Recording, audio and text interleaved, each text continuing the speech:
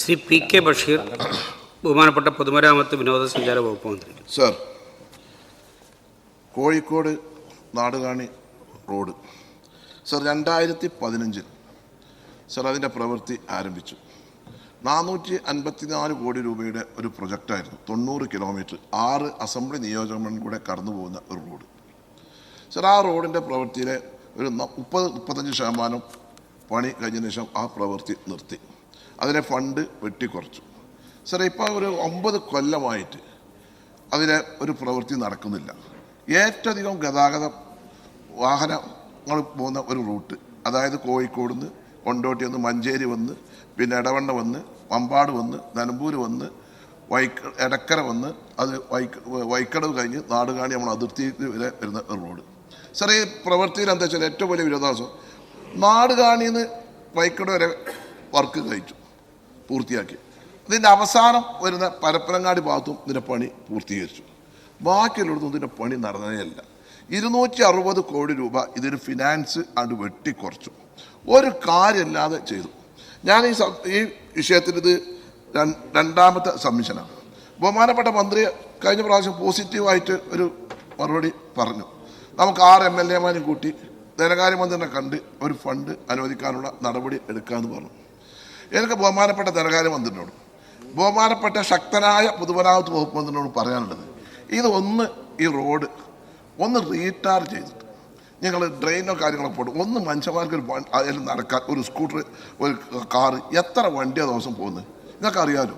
ഒരു main road ഇത്രയായിട്ട് government എല്ലാ വലിയ റോഡ് നന്നാക്കി അത്ര പദ്ധതി എന്ന് പറയുന്നു. ഇതിന് ഫണ്ട് അവിടെ ഉണ്ട്. ഇതൊന്ന് ധനകാര്യമന്ത്രി ഒന്ന് പൊതുമരാമത്ത് വകുപ്പിനോട് കഴിഞ്ഞാൽ ഈ കാര്യം നടക്കും.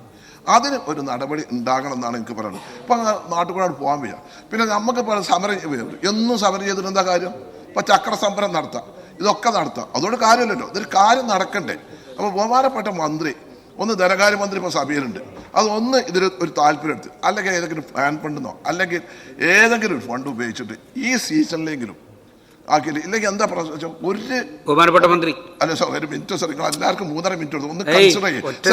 ഇതിന് സാർ എന്താ അറിയോ, എവിടെ സാർ എല്ലായിടത്തും കൊണ്ടുപോയി ഈ മൺസൂൺ കഴിഞ്ഞ് നവംബർ മാസത്തിൽ അതിൻ്റെ ഒരു ടെൻഡർ നടപടി ആരംഭിച്ച് ഏതെങ്കിലും നിരക്ക് ആ പ്രവൃത്തി ഒന്ന് പുനരാരംഭിക്കാനും റോഡ് ഗതാഗത യോജിക്കാനുള്ള ആവശ്യമായ നടപടി സ്വീകരിക്കണമെന്ന് ഞാൻ ഈ സബ്മിഷനിലൂടെ അങ്ങയുടെ ശ്രദ്ധയിൽപ്പെടുത്തുന്നു.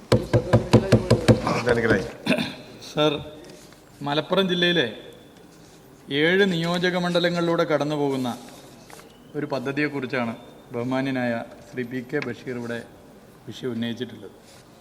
ഇതേ വിഷയം ബഹുമാനപ്പെട്ട മന്ത്രി ശ്രീ അബ്ദുറഹ്മാനും പ്രതിപക്ഷ ഉപനേതാവ് ശ്രീ P.K. കുഞ്ഞാലിക്കുട്ടിയും ശ്രദ്ധപ്പെടുത്തിയതാണ്.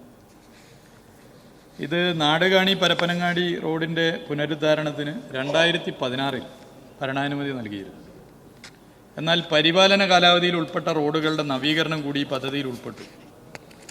DLPയിലുള്ള റോഡുകളുടെ നവീകരണം ആവശ്യമില്ലെന്ന് ചീഫ് ടെക്നിക്കൽ എക്സാമിനർ വിലയിരുത്തിയതിനെ തുടർന്ന് 39.6 കിലോമീറ്റർ ദൂരത്തിലുള്ള പ്രവൃത്തിയാണ് ഇതിൽ പൂർത്തിയാക്കിയത്. പിന്നീട് 2021 നിയമസഭയിലും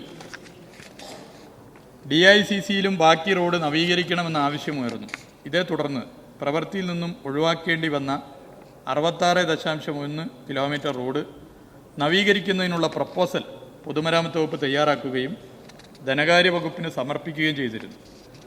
എന്നാൽ ബഡ്ജറ്റ് പ്രൊവിഷൻ ഇല്ലാത്ത സാഹചര്യത്തിൽ ഫണ്ട് ലഭ്യത കൂടി പരിഗണിച്ച് അത് പരിശോധിക്കാമെന്നാണ് പൊതുവെ ധാരണയായിട്ടുള്ളത്. ബഹുമാനപ്പെട്ട ധനകാര്യ വകുപ്പ് മന്ത്രിയും അതുപോലെ തന്നെ ബഹുമാനപ്പെട്ട P.K. ബഷീർ MLAയും ഞാനും ഇനി മന്ത്രി ശ്രീ അബ്ദുറഹ്മാനെയും പ്രതിപക്ഷ ഉപനേതാവിനെയും ഈ 7 മണ്ഡലത്തിലെ ജനപ്രതിനിധികളും വിളിച്ച് നമുക്കൊന്ന് ഇരിക്കാം. അങ്ങനെ ഇരുന്ന് നമുക്ക് കാര്യങ്ങൾ ചർച്ച ചെയ്യും. ഇപ്പോൾ ഈ തീരദേശ ഹൈവേയുടെ ഭൂവുടമകൾക്ക് നൽകാനുള്ള ഫണ്ട് വിഷയവും മന്ത്രി ശ്രീ അബ്ദുറഹ്മാൻ പറഞ്ഞിട്ട് അതിലൊരു ഇടപെടൽ ഇപ്പോൾ നടത്തി മുന്നോട്ട് പോവുകയാണ്. ഈ വിഷയത്തിലും ഈ നിലയിൽ നമുക്ക് ധനമന്ത്രിയോട് സംസാരിച്ചിട്ടുണ്ട്. ഒന്ന് ഒരുമിച്ചിരുന്ന് നമുക്ക് എങ്ങനെ പരിഹരിക്കാമെന്നുള്ളതൊന്ന് ആലോചിക്കാം.